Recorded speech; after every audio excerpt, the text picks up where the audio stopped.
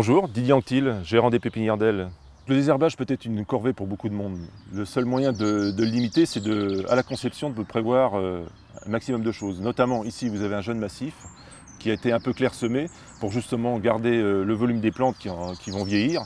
Et pour éviter le désherbage, limiter le désherbage tout du moins, on a paillé le maximum d'espace. Et je vais vous donner à l'occasion un petit truc pour limiter, notamment garder le plus longtemps possible votre paillage, parce que le paillage naturel notamment va se dissoudre lentement dans le sol. C'est d'y introduire en premier lieu un petit géotextile qui est tout simplement une nappe qui existe soit en bio, biodégradable, soit des nappes qui sont aussi en fibres synthétiques, qui ne sont pas forcément esthétiques quand on les laisse nus, mais qui vont paraître complètement inaperçus lorsque vous allez recouvrir de paillage. Donc ça, c'est quelque chose qui est facilement applicable et qui va donc faire durer votre paillage beaucoup plus longtemps. Donc je vais vous montrer un autre massif.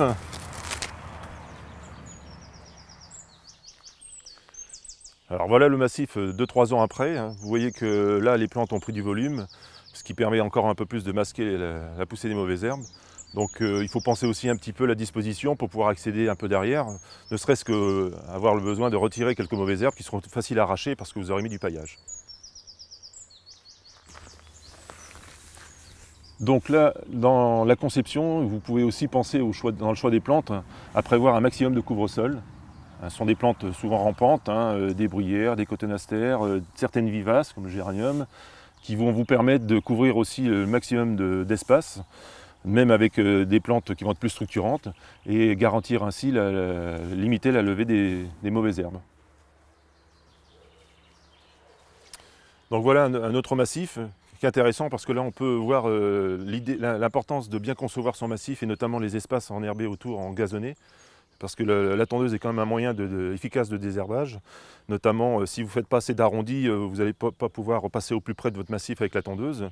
Prévoir des allées assez larges aussi en pourtour pour au moins la largeur de la tondeuse. Autre petit truc aussi, ça paraît évident, mais il faut penser aussi à l'arrosage. Le limiter exclusivement évidemment pour arroser ces plantes et pas les mauvaises herbes au pourtour. Et puis, si vous avez besoin de mélanger, bouger de la terre pour faire des mouvements, essayez de faire ça en période hivernale, là où vous aurez moins d'annuelles, de mauvaises plantes d'annuelles qui seront détruites naturellement par le froid. Et puis, vous risquez moins de couper des mauvaises herbes, notamment les racines, toutes les plantes à rhizomes, qui vont se remultiplier si vous faites ça, par exemple, plus au printemps, début d'été. Donc, je vais vous parler surtout du désherbage manuel, qui est quand même le désherbage le plus noble et qui vous évitera d'utiliser des produits chimiques, et qui sera d'autant en facilité si vous avez respecté les quelques règles que je vous ai citées précédemment. Quelques petits outils, une petite herse, une petite griffe qui vous permet de griffer le sol, la surface, et notamment, surtout le plus important, une petite pelle ou une petite gouge pour arracher les plantes à racines profondes qui sont souvent les plus pénibles à arracher. D'autres petits trucs aussi, alors là en l'occurrence vous voyez quelques mauvaises herbes, un bolétron qui généralement s'arrache bien quand le sol est humide, c'est pour ça que souvent il faut faire ça après le matin, après une rosée, la terre est plus fraîche et donc la racine va s'arracher plus facilement.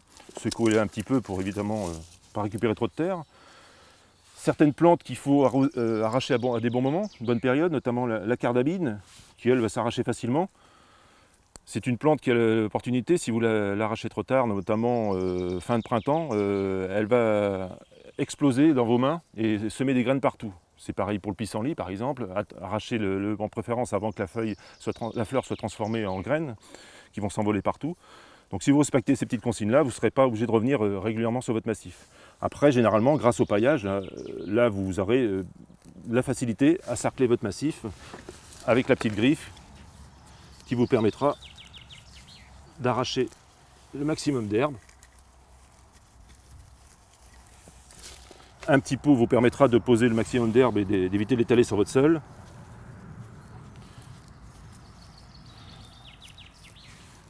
Donc ensuite, vous regriffez pour égaliser votre sol et normalement, votre massif est redevenu propre.